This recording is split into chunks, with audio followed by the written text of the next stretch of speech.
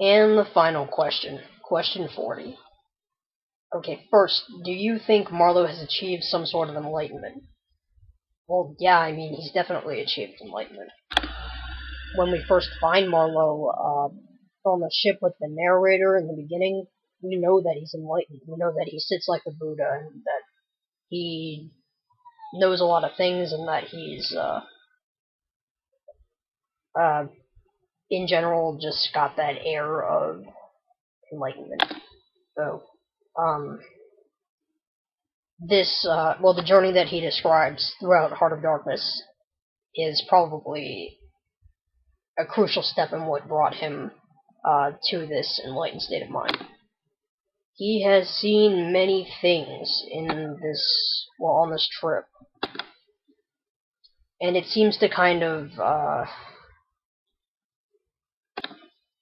sort of have this better outlook on human life. I mean, from the beginning, we kind of know that Marlowe's ahead of his time, and that he sort of views people as people rather than just pieces in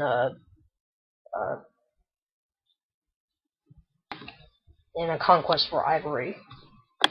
So now, what for me seems to be the meaning of Heart of Darkness?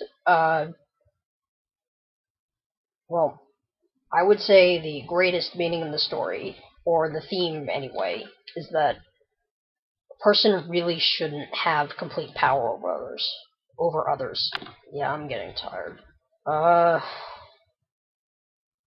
so in a lot of ways this book sort of condemns just the Europeans' treatment of the Africans, using them as just these tools of gaining ivory, and the person who had the greatest power in the story was Kurtz, and we look at what Kurtz became, and it becomes a warning to readers, predominantly European readers, as to what will happen if they go and colonize the world and supposedly civilize this world of people who don't really need their help in being civilized.